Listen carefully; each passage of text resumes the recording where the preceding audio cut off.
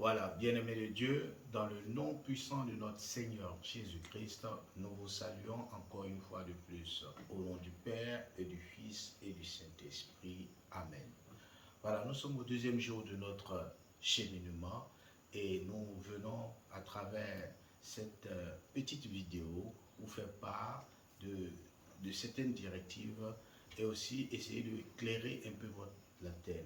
J'ai reçu beaucoup d'appels sur la plateforme, beaucoup de contacts, beaucoup de personnes qui m'ont contacté pour que je puisse donner des explications. Alors, en ce deuxième jour, nous avons choisi de prier pour que le Seigneur nous pardonne les péchés liés à l'âme.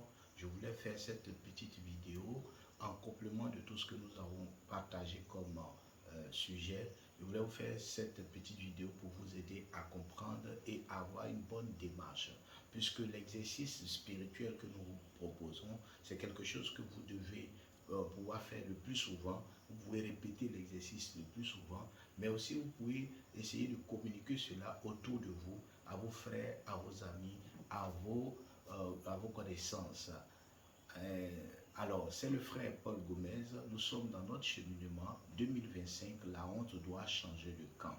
Et nous avons choisi pour ces trois premiers jours de notre cheminement, pour la première semaine de notre cheminement, du 15 au 22, nous avons choisi de prier pour la repentance. Nous vous avons expliqué ce que c'est que la repentance, comment le faire, comment la faire, et maintenant nous sommes sur la prière de repentance concernant l'âme. La prière de repentance pour les péchés liés à l'âme. Nous vous avons expliqué que l'âme aussi pêche, tout comme le corps pêche, tout comme l'esprit pêche.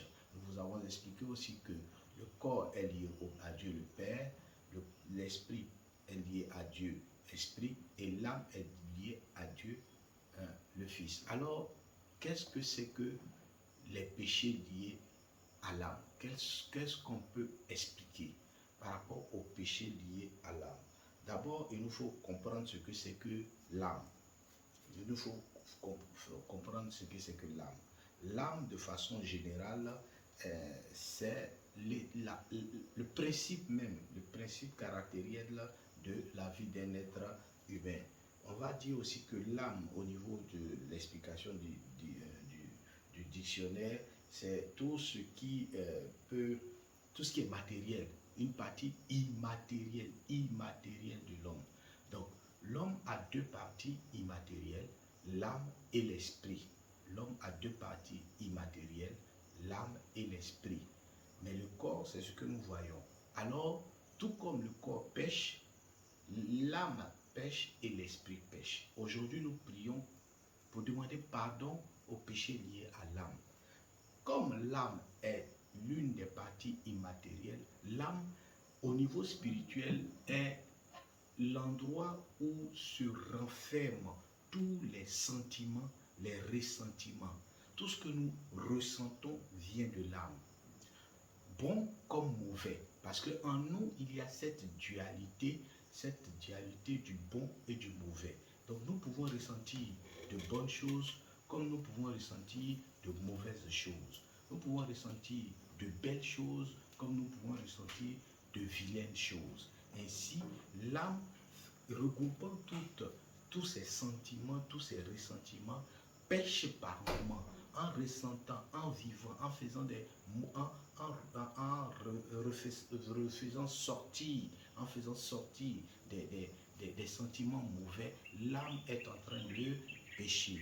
Donc ce que le corps va faire et qui va agir sur l'âme va avoir des répercussions sur l'esprit. Alors, c'est pour cela que lorsque nous lisons le psaume 19, à partir du verset 9, la Bible va nous dire que nous avons besoin de nous rapprocher de Dieu par notre âme. Nous avons besoin de nous rapprocher. Je vais vous lire ce verset-là qui est important, pour chacun d'entre nous. Psaume 19 à partir du verset 9. Psaume 19 à partir du verset 9. Et je lis, la Bible dit ceci. Psaume 19 à partir du verset 9. Les préceptes du Seigneur, les lois du Seigneur sont droits, ils rendent joyeux l'âme. Ils rendent joyeuse l'âme. Le commandement du Seigneur est limpide, il rend la clairvoyance. Bien souvent, nous ne comprenons pas que l'obscurissance, l'obscurité spirituelle que nous pouvons ressentir lorsque nous ne percevons pas Dieu et les choses de Dieu, cela vient le plus souvent de l'âme, de la corruption de l'âme. L'âme pêche parce que l'âme va rejeter, va faire sortir des choses qui ne viennent pas. Alors, pour que vous puissiez comprendre simplement, je vais vous expliquer. Vous voyez, c'est comme si notre vie ressemble à un courrier qui va aller vers Dieu. Un courrier qui va aller vers Dieu. Donc, nous avons dans le courrier général, nous avons trois éléments essentiels. Il y a l'enveloppe, il y a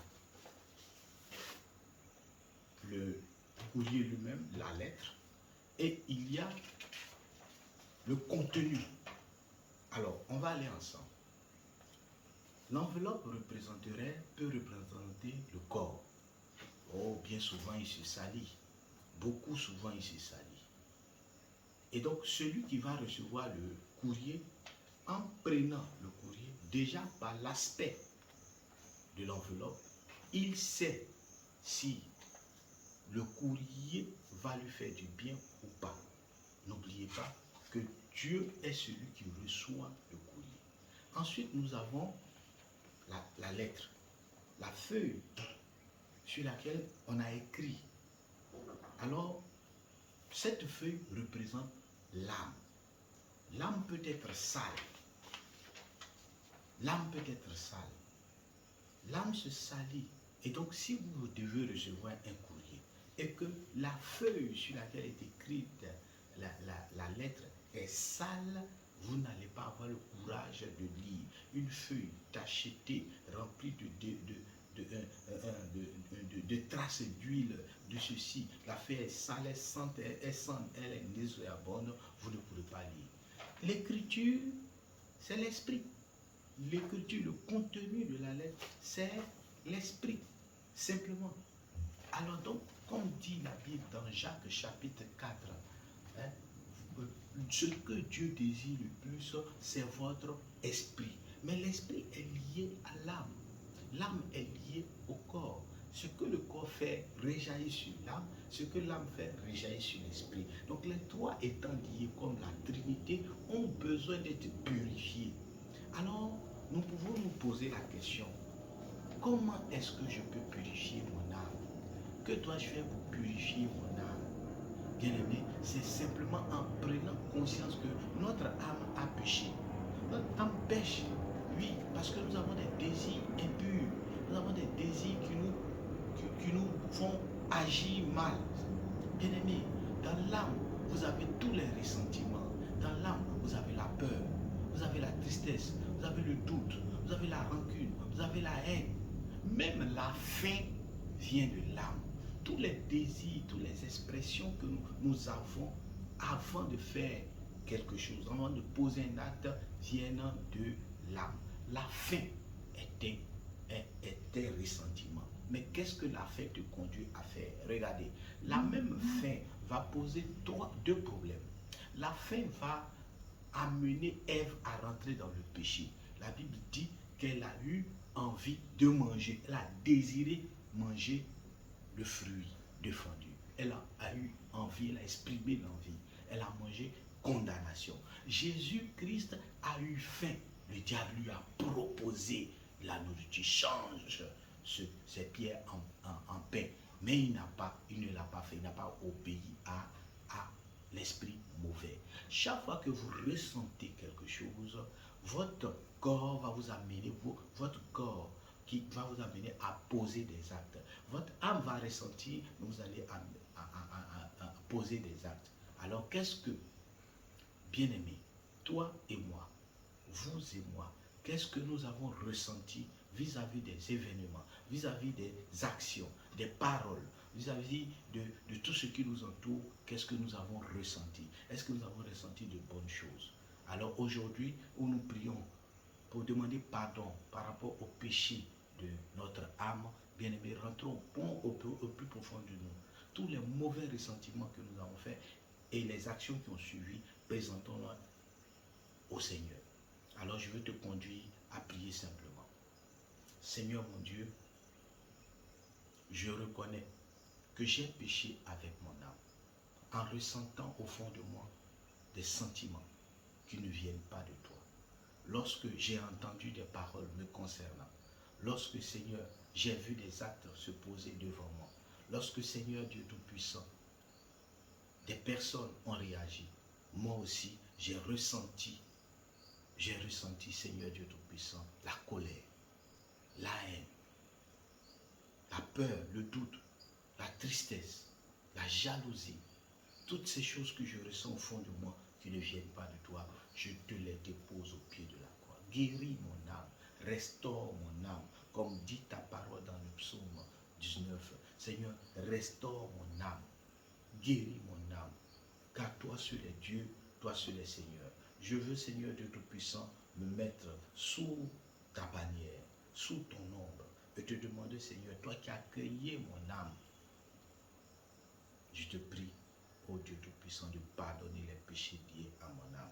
Je te demande pardon pour chaque fois que, ô Dieu Tout-Puissant, je n'ai pas ressenti de bonnes choses.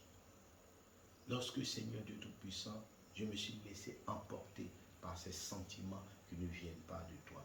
Toi seul est bon, toi seul est Seigneur, toi seul est capable de changer toutes choses.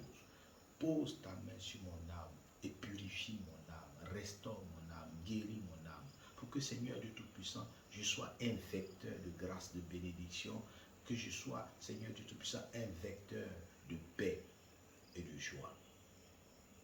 Entre tes mains, je remets mon âme. Guéris mon âme, restaure mon âme. Jésus-Christ, vrai homme et vrai Dieu, guéris mon âme, restaure mon âme, guéris mon âme, restaure mon âme, guéris mon âme, restaure mon âme. À toi la gloire, Jésus. À toi la gloire, Jésus. À toi la gloire, Jésus. Amen. Voilà, bien-aimés de Dieu, priez, continuez cette prière chez vous. Demandons au Seigneur de restaurer votre âme. N'oubliez pas, vous pouvez vous appuyer sur cette parole du psaume 19. Voilà, le psaume 19 est un psaume intéressant pour prier. Voilà, et demandez au Seigneur de vous aider afin que vous puissiez mieux vous rapprocher du Seigneur. Que Dieu vous bénisse, que Dieu vous garde. C'était le modérateur Paul Gomez de la miséricorde. Alors, merci pour tout. J'espère que cette petite vidéo va vous aider à mieux comprendre. Pour ceux qui veulent interagir, on peut se contacter inbox toujours sur notre plateforme 2025. La honte doit changer de camp. Merci et merci. N'oubliez pas, pour tous ceux qui voudraient bien nous soutenir, contactez-moi directement inbox pour qu'on puisse ensemble échanger. Merci de soutenir notre ministère, le ministère catholique Saint-Pio. Nous sommes à Abidjan, aujourd'hui 16 novembre. Nous bénissons le Seigneur. Il est 4h40. Je vous salue au nom de Jésus-Christ. Amen, amen, amen. Au nom du Père et du Fils et du Saint-Esprit. Amen.